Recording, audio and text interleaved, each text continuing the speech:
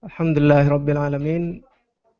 Alhamdulillah waliyas salihin. Wassalatu wassalamu ala al-mab'uts rahmatan lil alamin.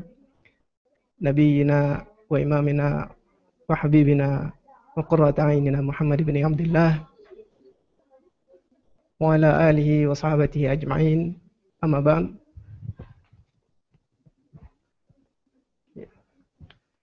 Um, kaum muslimin rahimani wa rahimakumullah. Hari ini kita akan melanjutkan kajian Ramadan bersama Ustadzuna Didik Nur Harith LCMA Hafizahullah. Yang mana tema pada hari ini yang akan dibahas adalah sebuah tema yang sangat penting, yakni bagaimana mempersiapkan generasi Islam yang gemilang, terutama terkait tantangan dan tuntunan pendidikan anak di lingkungan minoritas Muslim. Tema ini sangat penting tidak hanya bagi sebagian dari kita yang telah dikaruniai keturunan, tapi juga insyaAllah bagi sebagian yang lain dari kita yang akan mendapatkan keturunan insyaAllah.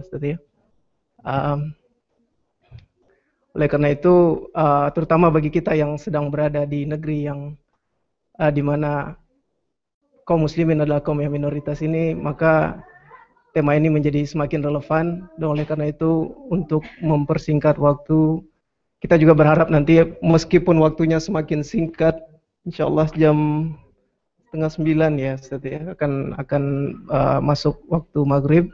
InsyaAllah kita akan berusaha untuk mendapatkan paling tidak pada bagian akhir ada sesi tanya jawab atau konsultasi. Karena subhanallah ini adalah sebuah tema yang sangat penting bagi kita yang sedang berada di negeri yang di mana kita adalah kaum yang minoritas.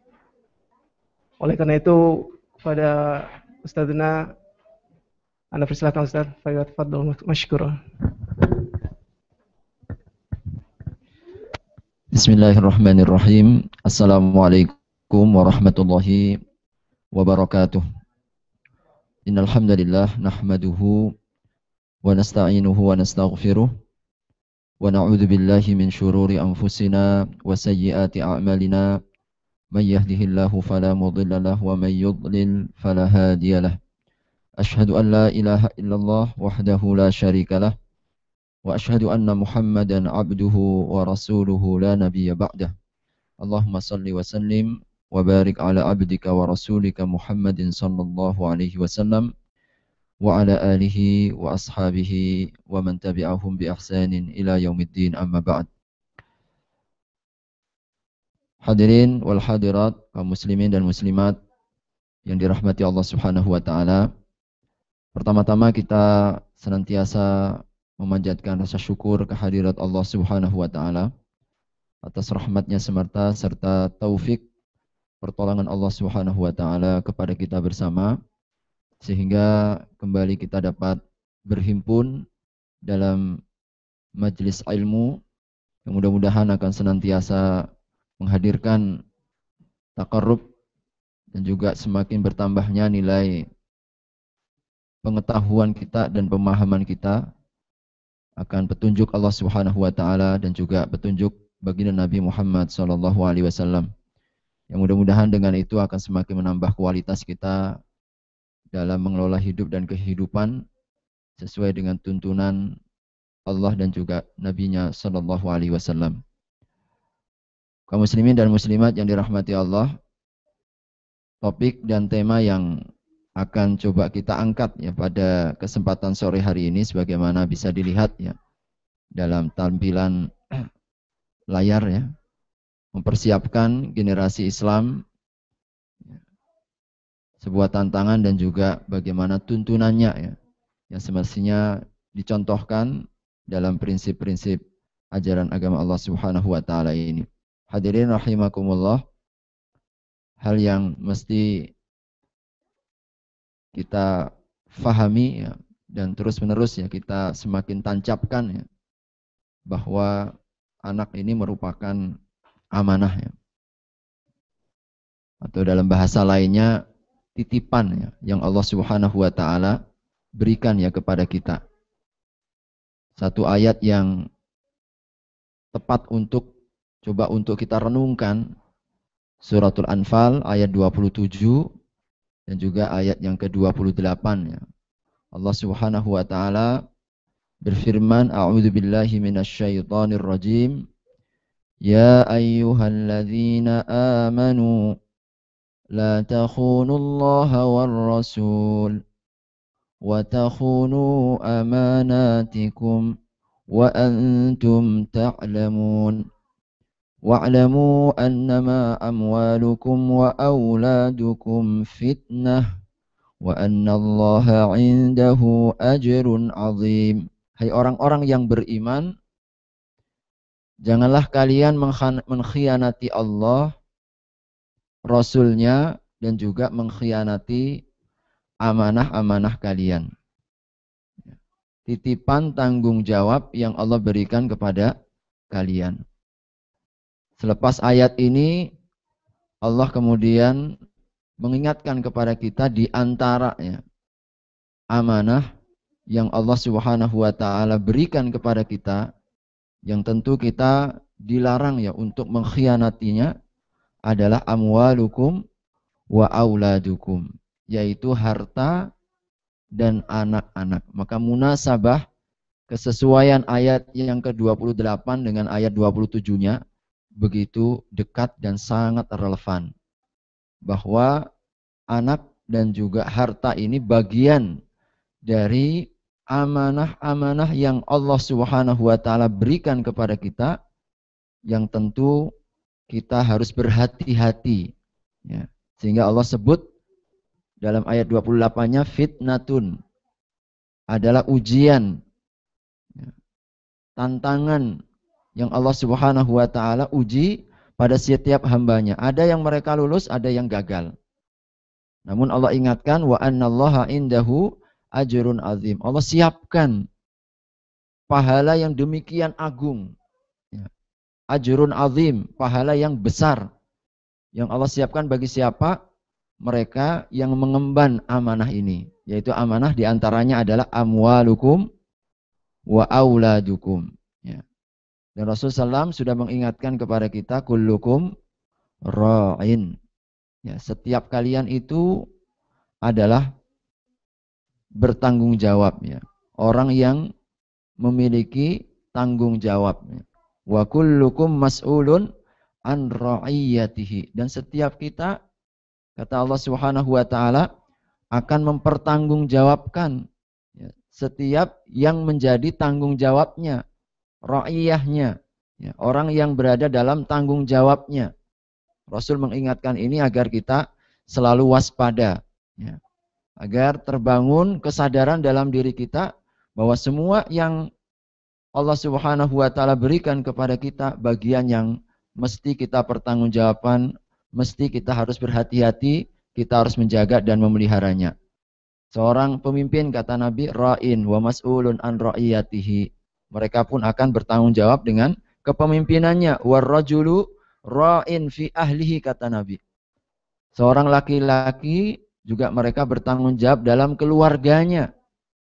Ini Rasul mengingatkan kepada kita khususnya bagi kaum laki-laki. Jadi sehingga bapak-bapak ini tidak hanya sekedar kewajibannya memberikan nafkah yang sifatnya lahir, nafkah dalam bentuk ya, ekonomi, tetapi sesungguhnya lebih daripada itu, semua yang terjadi, semua yang ada dalam lingkungan keluarganya, maka tentu tidak boleh lepas dari kontrol dan juga pandangan daripada seorang laki-laki.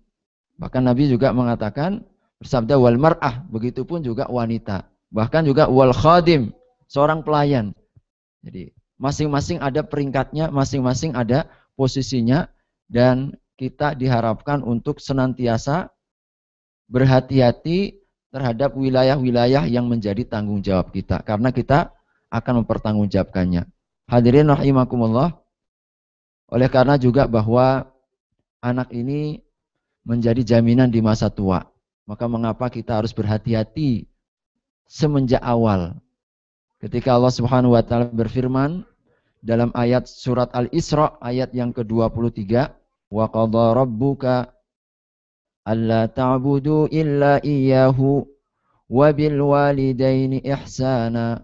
Allah telah memerintahkan, Tuhanmu telah memerintahkan untuk tidak menyembah kepada selain, kecuali kepada selain Allah Subhanahu wa taala, dan juga berbakti kepada kedua orang tua. Ini juga menegaskan betapa posisi birrul walidain ini begitu tingginya ya, di hadapan Allah, sehingga disandingkan, digandengkan, disejajarkan dengan menyembah Allah Subhanahu wa taala yang merupakan hak tertinggi ya, terutama bagi seorang hamba. Nah, setelah itu langsung birrul walidain. Oke, sampai dalam beberapa riwayat ridha Allah tergantung ridha orang tua. Sampai seperti itu. Kemudian imma yablughanna indakal kibara ahaduhuma, ada kalanya salah seorang di antara keduanya orang tua itu yang mencapai usia lanjut ya. Au kilahuma, atau kedua-duanya. Dua-duanya dalam usia lanjut. Kadang-kadang ada di antara kita yang kemudian diuji oleh Allah dengan orang tua yang sampai lanjut usia. Fala taqul lahuma. Nah, ini yang kadang-kadang kesabaran seorang anak diuji. Ya. Jangan kalian sekali-kali mengatakan sesuatu yang sangat sederhana, sangat sepele. Dan Bapak Ibu sekalian, kaum muslim dan muslimat, orang yang akan menjaga akhlak ini adalah orang-orang yang memang telah terdidik sejak kecil. Telah terbina sejak awal, sejak muda. Ya. Mereka yang senantiasa memiliki kesadaran penuh bahwa birrul walidain adalah bagian daripada keimanan. Birrul walidain adalah bagian daripada ketaatan kita kepada Allah Subhanahu wa taala. Nah, kalau kita para orang tua sejak awal, sejak usia mudanya tidak mencoba untuk mengarahkan, membimbing anak-anak kita, boleh jadi mungkin ketika usia-usia dini kita support mereka dengan berbagai macam fasilitas. Semua kita penuhi, tetapi kadang-kadang kurang. Ada yang kurang kadang-kadang yang seringkali kita lupakan dan banyak melupakannya, masalah akhlakul karimah. Sehingga di usia senja kita hanya pandai memaki. Na'udzubillah min zalik. Di usia tua kita hanya pandai mencekik sendiri orang tuanya. Padahal dulu yang orang tua, subhanallah, apalagi seorang ibunya mengandung sampai 9 bulan, ya, merawatnya, mendidiknya, membesarkannya. Namun ketika sudah dewasa, kadang-kadang hanya pandai memaki-maki orang tua. Na'udzubillah. Ini oleh karenanya apa? Boleh jadi adalah kesalahan pendidikan orang tua yang tidak ditanamkan nilai-nilai agama sejak dini. Makanya anak ini sebuah harapan kita di masa tua. Dan insya Allah juga harapan di akhirat. Ketika Nabi SAW, beliau menegaskan bahwa 3 yang tidak akan terputus. Idza mata ibnu Adam inqata'a. Kalau seorang anak Adam ini meninggal, maka akan terputus. Tidak ada lagi amal. Tapi Nabi memberikan jaminan yang ini terus menerus untuk kita usahakan sepanjang hayat kita. Ada yang kita tinggalkan, ada yang meneruskan. Ya. Kita punya deposito amal yang akan terus mengalir meskipun kita telah tiada. Di antaranya shadaqatin jariyah, sedekah jariyah, au ilmin yuntafa'u bihi, ilmu yang kita amalkan dan kita manfaatkan, dan yang kita garis bawahi adalah awwaladin sholihin yad'ulah. Anak-anak soleh, ya Allah, Rasul sebutkan anak yang soleh saja itu. Yang apa? Yad'ulahu, yang akan ingat, yang akan terus mendoakan, yang akan menjadi tabungan, ya, yang akan terus kita warisi kebaikan-kebaikannya. Ya, subhanallah. Oleh karenanya, ini mengapa kaum muslimin dan kita hadirin, Bapak Ibu sekalian, anak-anak ini aset yang luar biasa. Ya, aset yang luar biasa. Subhanallah, kalau kita lihat di lingkungan kita begini ya, mereka ketika tidak menyadari nilai ini, ya, betapa yang kita saksikan ketidakinginan mereka untuk memiliki simpanannya. Bahkan mereka bela-bela hanya dengan seekor anjing ya kemana-mana ya, tidak mau punya anak dan seterusnya. Subhanallah. Padahal dalam prinsip agama, salah satu di antara jaminan yang Allah akan berikan ketika kita memiliki keturunan, lalu kita bina mereka, kita arahkan mereka, insya Allah akan menjadi simpanan yang akan terus mengalir sepeninggal kita.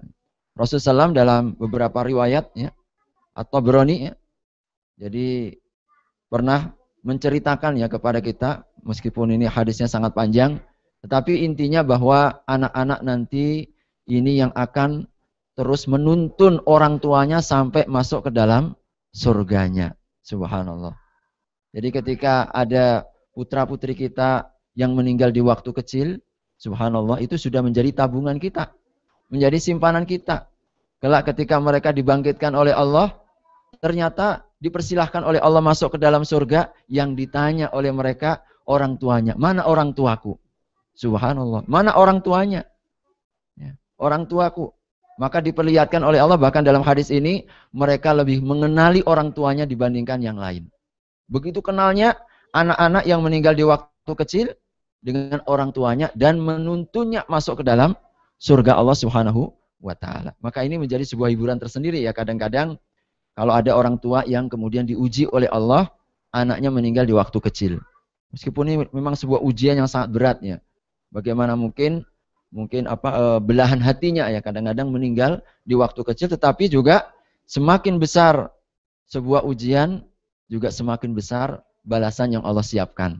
Salah satunya ada dalam hadis ini, yang membahagiakan setiap orang tua adalah akan membimbingnya, menuntunnya masuk ke dalam surganya.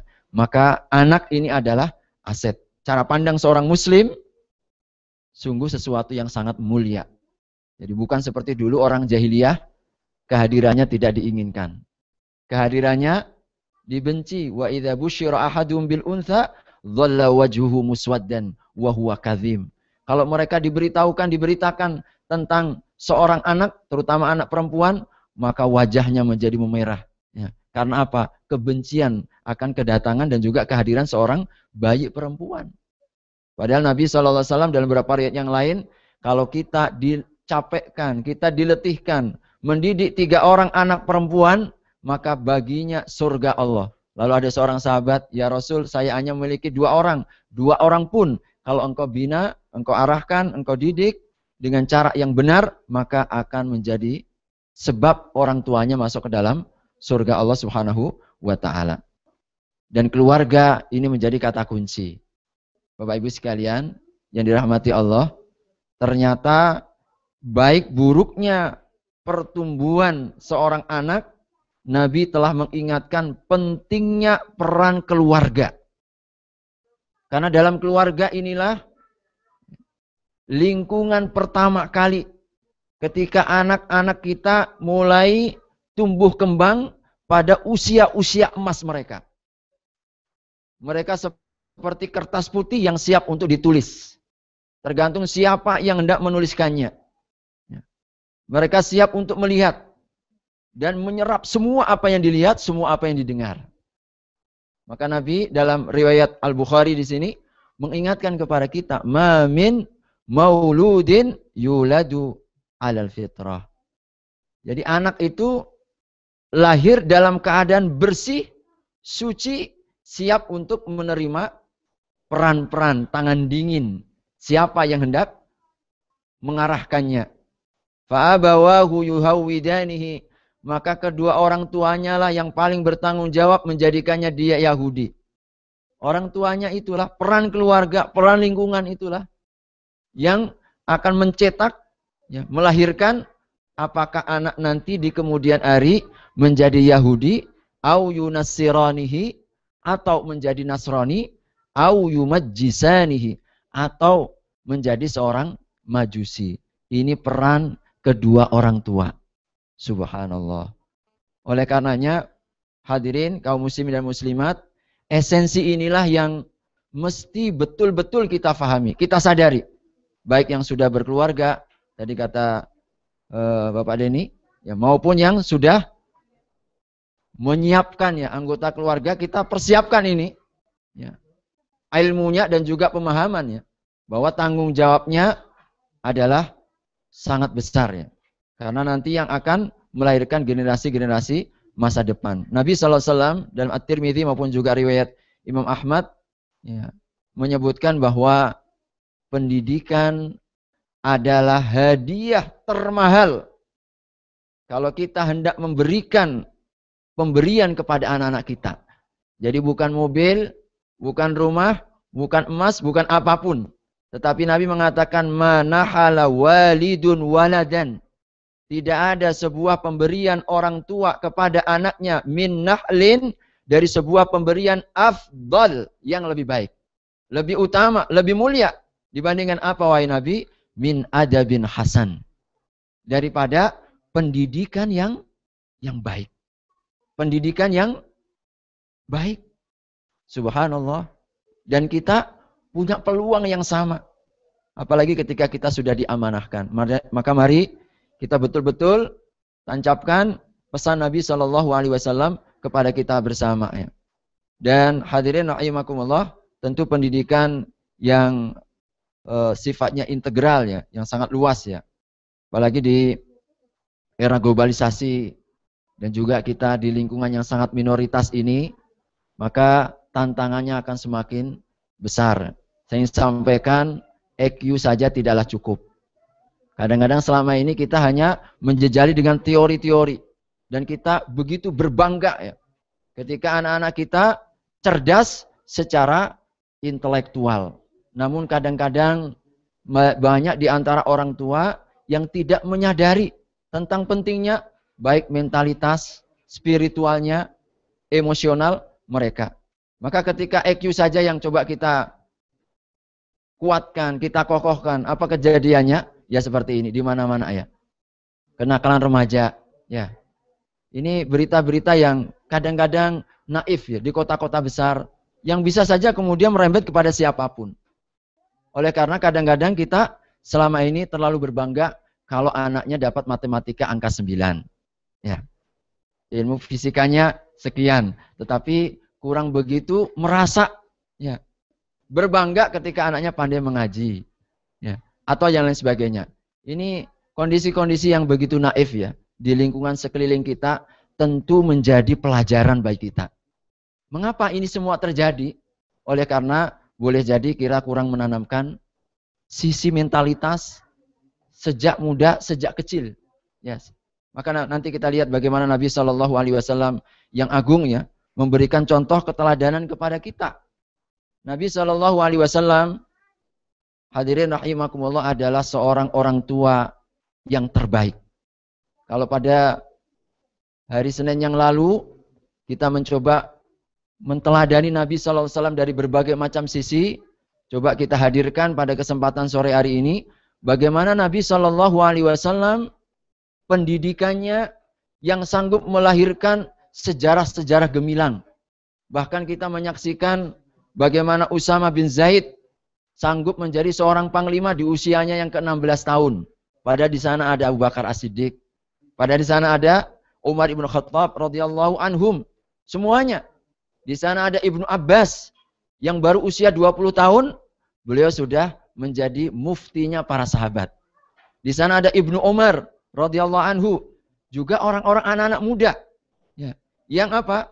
Tumbuh kembang dalam pendidikan Nabi sehingga menjadi sosok-sosok orang-orang besar di zaman Nabi SAW. Coba kita lihat sisi Nabi SAW, Bapak Ibu sekalian, satu pengalaman yang luar biasa, begitu kuat melekatnya.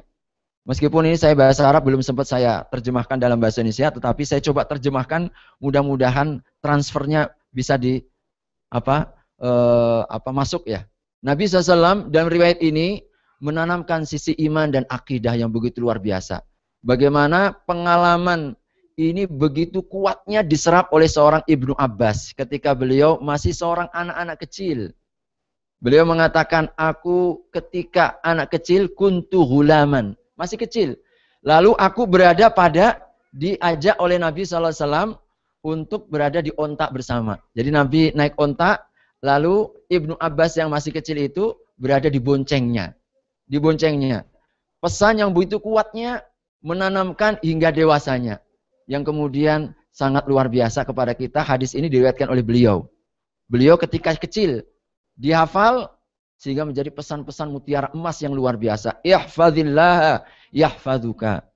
Wa Ibnu Abbas, anakku yang kecil, dalam hadis sebelumnya sebenarnya, ya gulam, wa ananda, ihfazillah yahfazka. Jaga Allah, Allah akan menjagamu. Ihfazillah tajidhu tujahak. Jaga larangan Allah, Allah akan menjagamu. Idza sa'alta fas'alillah. Kalau engkau minta langsung kepada Allah. Wa idza sta'anta fasta'in billah. Kalau engkau minta tolong kepada Allah. Ta'arraf ilallahi firraha. Kenali Allah di waktu nikmat, di waktu lapang. Ya'rifuka fi syiddah. Allah akan mengenalimu ketika engkau sempit. Ini pesan yang luar biasa. Pesan Rasul kepada Nabi siapa? Ibnu Abbas. Wa'lam. Ketahui ya Ibnu Abbas, ananda Ibnu Abbas. Annal ummata lawistama'u ala ayyanfa'uka. Bisyai'in lam yanfa'uka illa bisyai'in qad katabahu Allahu lak.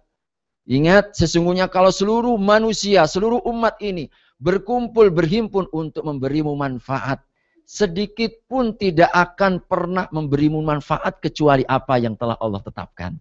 Sebaliknya, wa in ijtama'u ala ayyadurruka bisyai'in. Kalau mereka berhimpun, berkumpul untuk memberimu bahaya, lam yadurruka illa bisyai'in qad katabahu Allahu alaik. Sedikit pun bahaya itu tidak akan pernah menyentuhmu kecuali apa yang telah ditetapkan. Wa'lam, ingat, wahai Ibnu Abbas, ananda yang masih kecil, innan nasra ma'as sabri. Pertolongan dan kemenangan itu bersama kesabaran. Wa annal faraja ma'al karbi. Sesungguhnya kelapangan itu bersama kesempitan. Subhanallah. Makna-makna yang agung.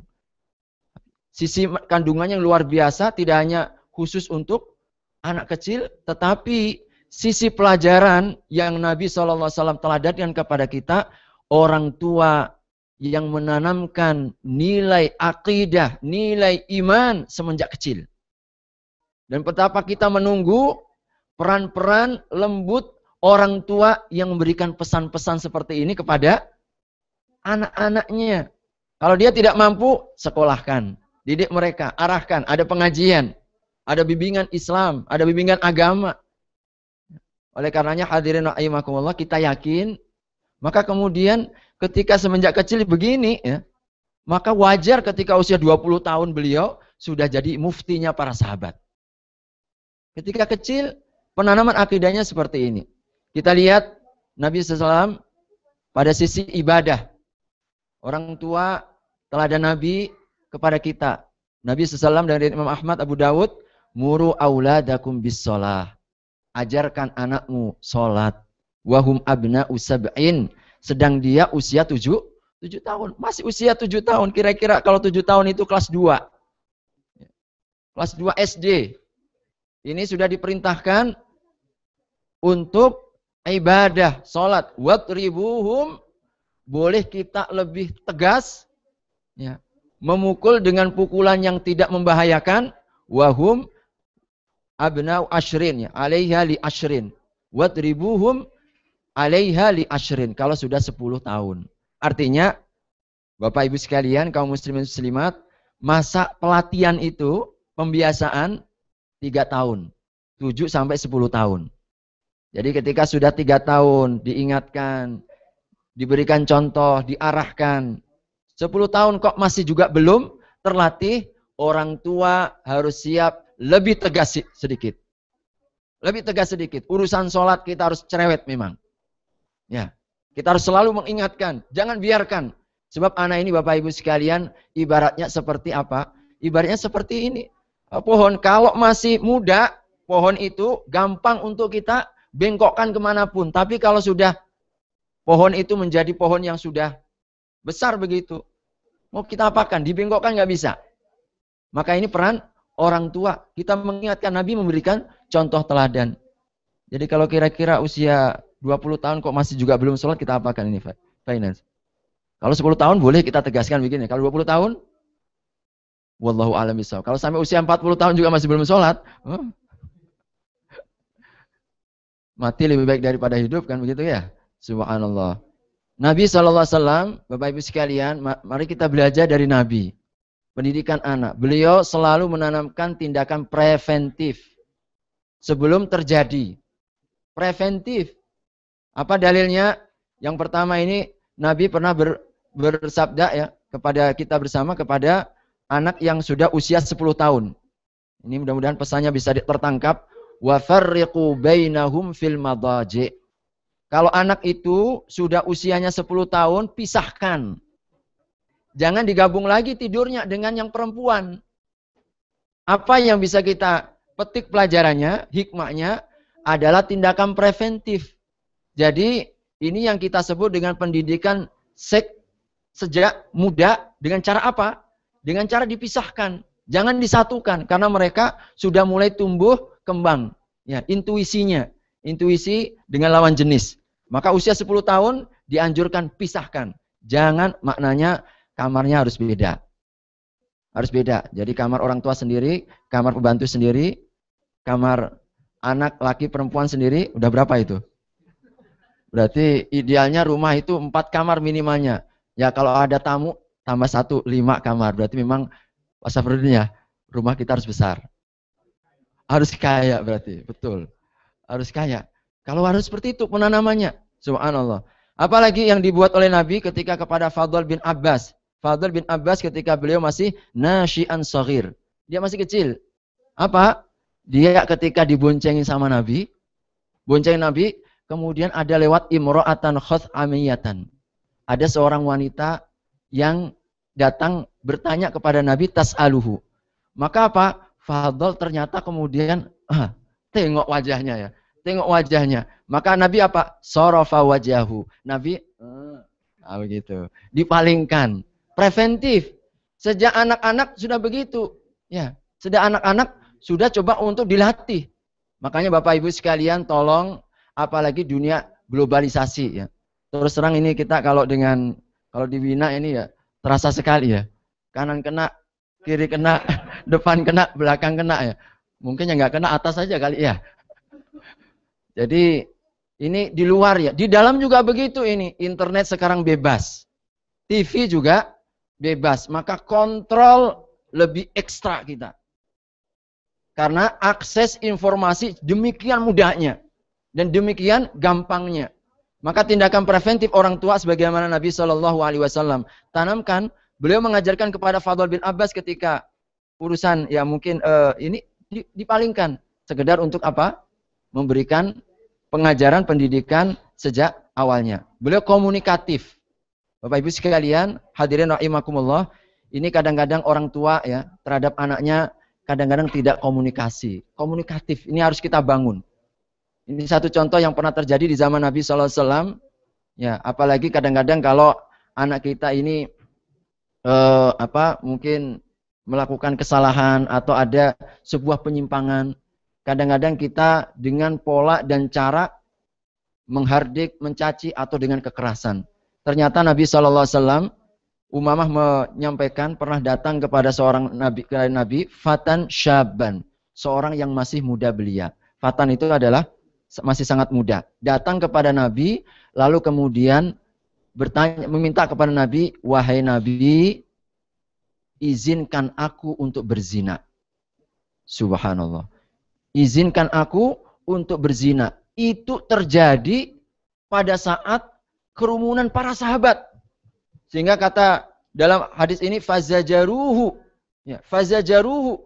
Lalu para sahabat sudah ingin saja itu sahabat ingin apa? Menghardiknya, menghalaunya. Beraninya di depan Nabi. Ada para sahabat datang-datang minta izin kepada Nabi yang paling dibenci oleh Allah. Subhanallah. Berzina. Mungkin kalau kita yang kurang tahu ilmunya, para sahabatnya nggak tahan ya. Tapi Nabi luar biasa. Coba kita lihat, saya warnai lain itu. Bentuk komunikatif Nabi ya. Faqala udnuhu.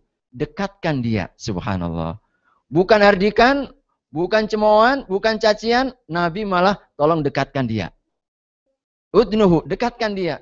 Sebuah perbuatan yang luar biasa ya. Nabi SAW didekatkan. Fadudna minu qariban. Sangat dekat. Lalu kemudian Nabi berkata apa? Ijlis. Duduk sini. Bukan hardikan, bukan cemoohan, didekatkan, duduk ke sini. Faqala, Nabi kemudian bertanya kepada anak muda ini, atuhibbuhu li ummik? Subhanallah, bahasa komunikasi yang langsung menghunjam, membuka akal pikiran. Atuhibbuhu li ummik? apakah engkau mau kalau engkau lakukan itu kepada ibumu? Subhanallah. Ibunya langsung, orang yang paling dekat dengannya. Apa engkau mau melakukannya kepada ibumu? Ya. Kata seorang anak muda ini, la wallahi. Demi Allah, tidak mungkin aku akan melakukannya. Ya. Ja'alani Allahu fidak. Ya. Ini sampai mengatakan seperti itu. Naudzubillah kalau bahasanya kita, aku berlindung kepada Allah kalau itu terjadi. Ya. Melakukan kepada ibunya, tetapi Rasul langsung menukik kepada hal yang paling terdalam, sesuatu yang paling mulia dalam dirinya. Apakah engkau redha kepada ibumu? Tidak. Lalu tanya terus ya, apakah engkau redha kepada saudarimu, saudara perempuanmu? Ya. Tidak, saya tidak mungkin. Kepada anak perempuanmu? Tidak mungkin. Kepada bibimu? Tidak mungkin. Dan seterusnya. Rasul bertanya kepada orang-orang yang terdekat dengan dia ini, anak muda ini. Langsung kemudian Rasul SAW fawadha'a yadahu alaihi. Jadi tangan beliau diletakkan di dadanya. Sambil kemudian Rasul mengatakan, berdoakan Allahumma gfir dzambahu, ya Allah ampunkan dosanya, wa tahhir qalbahu, bersihkan hatinya, wa hassin farjahu, dan lindungi kehormatannya. Apa kata sang pemuda ini? Selepas itu tidak ada sepanjang hidupnya yang paling dibenci kecuali perbuatan zina. Subhanallah. Ini pendidikan yang luar biasa. Komunikasi, pendekatan orang tua kepada anak. Apalagi kalau sudah mungkin melihat ada gejala-gejala penyimpangan-penyimpangan. Jangan kemudian serta-merta, karena mereka memang orang yang apalagi usia-usia SMP, SMA, identitas diri. Jadi kalau langsung kita hardik, kita langsung tampar, kita langsung pukul, oh semakin jauh dia dari bimbingan dan arahan. Maka adalah Nabi SAW ajak komunikasi, didekatkan, dibangun ya kesadaran dan pemahaman bersama. Sehingga akhirnya subhanallah sukses yang luar biasa. Ini waktu subhanallah berjalan. Tapi juga sisi lain, hadirin rahimakumullah, beliau juga kalau ada sebuah penyimpangan, beliau tidak segan-segan memberikan punishment, hukuman, mulai yang dari ringan yang sampai agak lebih keras. Kalau ada penyimpangan. Jadi sebagaimana beliau pernah mengkoreksi Mu'adz bin Jabal, wa kana syabban. Dia masih muda, punya banyak hafalan. Namanya juga semangat muda kan? Punya semangat muda, punya banyak hafalan. Langsung kemudian dia mengimami sholat, fayutilu sholata bihim. Sholatnya dipanjangkan. Panjang sholatnya. Maka Nabi SAW kemudian memanggil Mu'adz bin Jabal, afattanun anta ya Mu'adz. Hei Mu'adz, apa engkau akan menciptakan fitnah? Ya.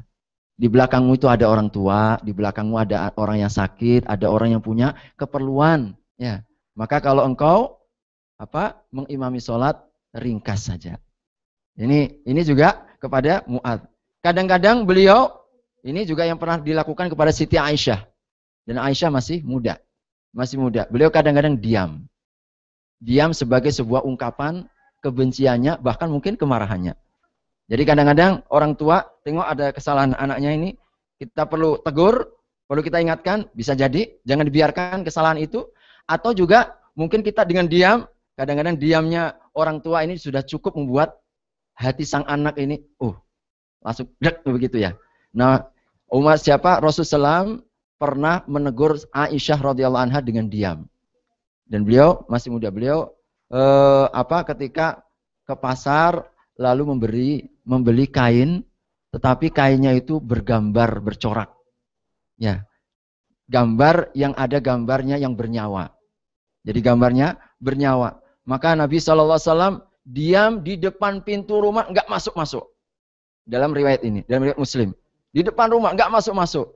Padahal beliau SAW sudah di situ, Aisyah tahu. Maka kemudian Aisyah bertanya, "Faqultu ya Rasulullah, apa dosaku?" Ya, langsung merasa. Beliau diam saja di depan pintu, enggak masuk-masuk. Aisyah langsung merasa, "Wahai Rasul, apa kesalahanku? Kenapa engkau tidak mau masuk rumah?" Maka kemudian Nabi hanya mengatakan, "Ma balu hadhihi namraqah." Apa ini kau beli ini? Begitu.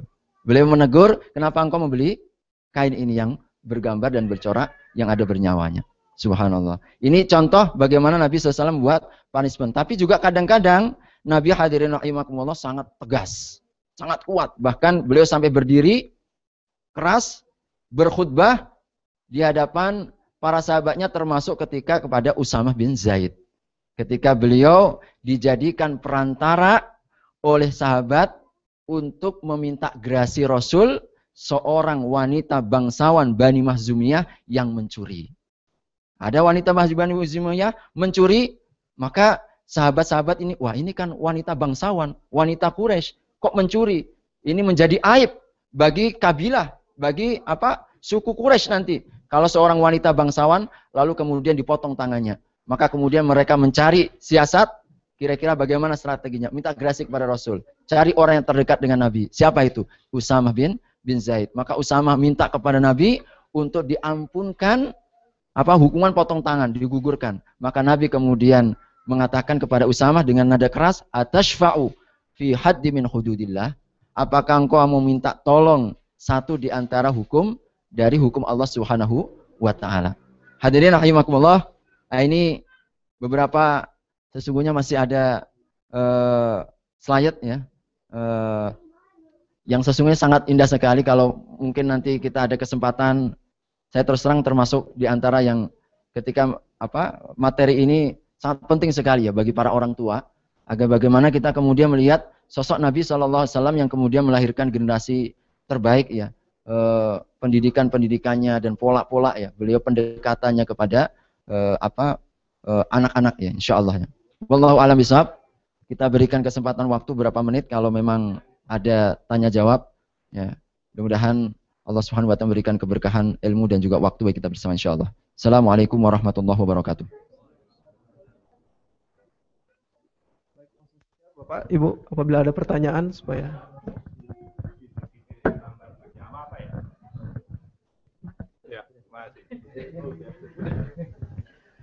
terima kasih. Jadi memang ini masalah yang hukum ya. Jadi masalah hukum memang harus kita sampaikan bahwa memang kita melukis ya, melukis yang bernyawa itu termasuk di antara yang dilarang. Jadi ya, pokoknya yang bernyawa. Maka Nabi memberikan toleransi. Jadi ada seorang sahabat kemudian bertanya, kalau saya ini punya kebiasaan dan memang memiliki hobi begitu ya untuk melukis, maka kata Nabi, lukis yang selain bernyawa. Selain yang bernyawa. Jadi oleh karenanya memang perkara ini termasuk perkara yang diingatkan, dan sesungguhnya kalau dalam prinsip agama ini adalah tindakan preventif juga ya. Tindakan preventif agar tidak menjerumuskan kita kepada kesalahan apa yang pernah terjadi pada kaum-kaum sebelumnya. Ya, Nabi SAW pernah mengingatkan bahwa kesyirikan pertama kali yang terjadi di permukaan bumi ini adalah kesyirikan kultus terhadap seorang ulama. Dulu di zaman Nabiullah Nuh, ketika Nabiullah Nuh di zaman kaumnya Nabi Nuh itu, jadi ketika setiap kali ada tokoh masyarakat, ada kiai kalau ungkapan kita ya, atau ustadz begitu meninggal, langsung dibuatlah patung. Dibuatlah patung. Awalnya sekedar untuk mengenang tokoh itu, mengenal ustadznya. Tetapi lambat laun ketika ulama tidak ada, ketika tidak ada yang mengingatkan, akhirnya diangkat sebagai Tuhan-Tuhan baru. Jadi patung-patung itu. Ya. Ya, itu salah satu ya tindakan preventif yang dulu. Tetapi ketika masalah lukisan ini salah satu yang menjadi dasar tadi ya yang saya sampaikan. Kemudian juga ada beberapa riwayat yang lain memang secara tegas ya Rasulullah SAW menyampaikan la'anallahul musawwirin ya, ada yang seperti itu. Semoga Allah melaknat orang-orang yang melukis yang bernyawa. Jadi juga ada yang seperti itu. Memang ada hadisnya. Ya, memang ini masalah yang terus terang saya katakan musibah yang mewabah di kalangan umat Islam. Ya.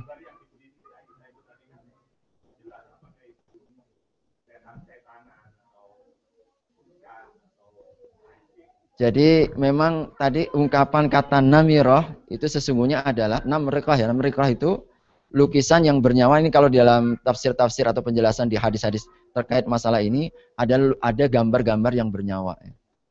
Jadi ada gambar-gambar yang bernyawa sehingga Nabi pun tidak mau masuk ya. Wallahu a'lam bishawab, ini masalah tauqifiyah. Ya, arti tauqifiyah artinya ya memang seperti itulah kita diberikan toleransi oleh Allah Subhanahu wa taala. Cuma para ulama ya kalau yang masalah foto ya, fotografi memang ini sesuatu yang masih diperdebatkan. Kalau itu Ya, foto masih diperdebatkan, ikhtilaf.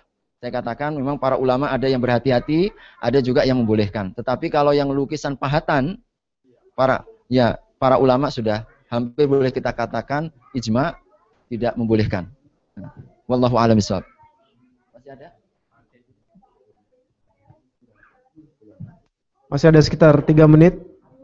Fadol, barangkali ada pertanyaan lagi dari ibu-ibu mungkin mengenai mendidik anak, ibu. Oh, dari bapak ada lagi?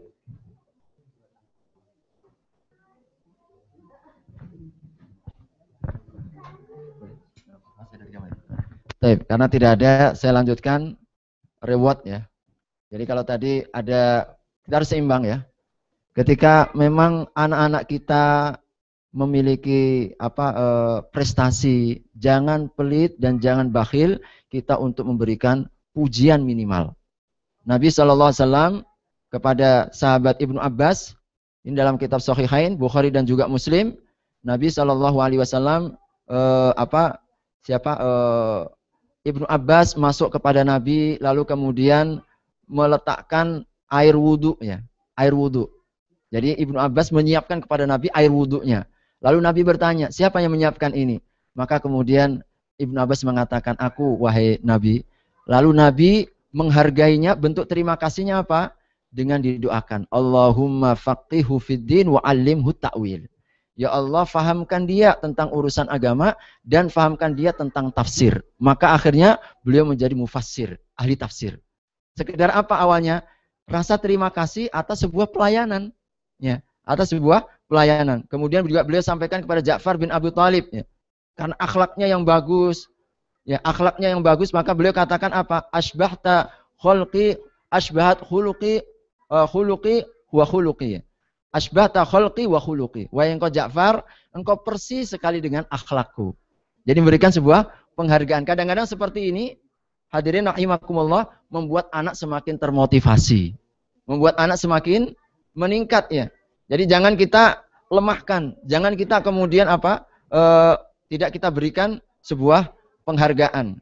Ada lagi hadirin rahimakumullah, kepercayaan diri. Jadi kadang-kadang perlu. Nabi SAW ini kita lihat, Nabi SAW satu kondisi yang sangat luar biasa ya, mungkin bagi para orang tua, agar anak-anak kita ini tumbuh dalam kepercayaan diri yang luar biasa, tidak minder menghadapi atau ketika bersosial dan sebagainya. Nabi pernah suatu ketika beliau diberikan segelas susu.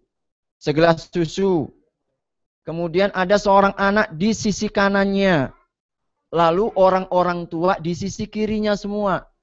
Dan sunnah Nabi kalau kita mau bergilir itu arahnya ke kanan. Sebelah kanannya ini ada seorang anak-anak. Maka apa kata Nabi SAW? Wahai anakku, engkau izinkan enggak kalau aku dahulukan orang tua ini? Dalam hadis ini. Engkau izinkan enggak kalau aku dahulukan orang tua? Maka kata sang anak ini, la wallahi. Demi Allah wahai Nabi, uthiru binasibi minka. Aku ingin mengutamakan diriku dari sisamu. Enggak aku akan berikan kepada orang tua ini. Coba kita lihat ya, hadirin rahimakumullah, kepercayaan Nabi. Beliau orang yang paling mulia, tetapi anak kecil berada di sisi kanannya. Begitu dekatnya dengan Nabi SAW. Ini sudah membangun sebuah kepercayaan. Kadang-kadang kalau kita ini sudah merasa, orang yang tinggi, orang mulia, anak-anak ngapain kok ke sini? Sono, jauh sana. Subhanallah. Ini untuk sekedar membangun kepercayaan. Lalu minta izinnya Nabi kepada siapa anak ini. Sampai kemudian sang anak mampu memberikan sebuah argumentasi yang bisa diterima oleh Nabi.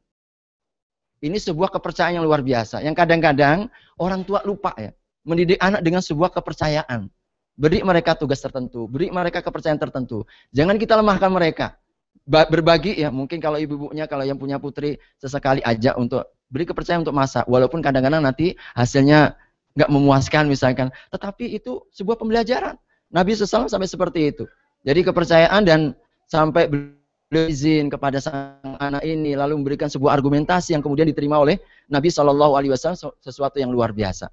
Oleh karenanya mudah-mudahan sekali lagi karena sudah masuk waktu, jadi mudah-mudahan ini sedikit yang bisa kita coba cermati.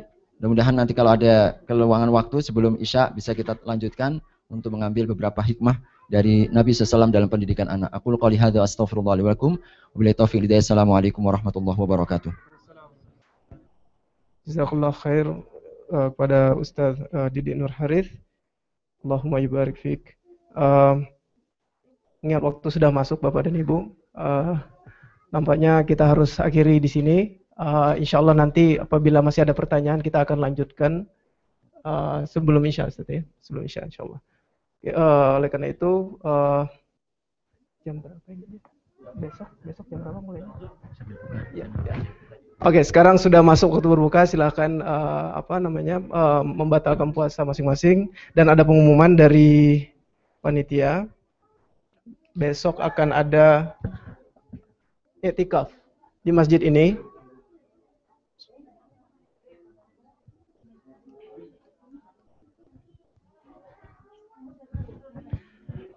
Dimulai dari sholat Isya hingga fajar ya, sholat fajar, sholat subuh. Lalu pengumuman kedua adalah pada hari Minggu akan diadakan apa tadi namanya? Quran Camp. Jadi bersama Ustadz Didik yang akan diantaranya membahas mengenai kiat-kiat menghafal Quran, Ustadz ya, insya Allah. Nah, Ustadz Didik kita tahu adalah seorang al-hafiz. Jadi kita akan bisa mendapatkan manfaat ilmu dari beliau pada hari Minggu. Barang siapa yang ingin lebih dekat dengan Quran dan termasuk diantaranya adalah mendapatkan kesempatan untuk berkonsultasi mengenai kiat-kiat dalam mendekatkan diri dengan Al-Quran dan menghafalnya, diundang untuk datang pada hari Minggu mulai pukul 10 pagi hingga sholat asar ya. Ya. Untuk iktikaf besok barusan panitia mengabarkan bahwa untuk sahur di bawah masing-masing ya, potluck. Oh sharing, sorry ya, sharing. Jadi bagi yang ingin berbagi besok diundang juga untuk membawa makanan sahur untuk dibagikan pada saat sahur besok, insyaallah.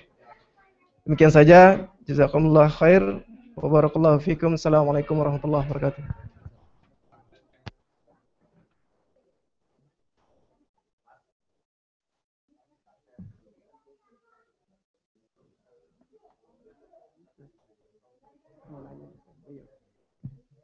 Nanya kalau untuk apa namanya sifatnya tahapan dimulai dari akidah atau apa tadi hanya poin-poin saja atau ada tahapan.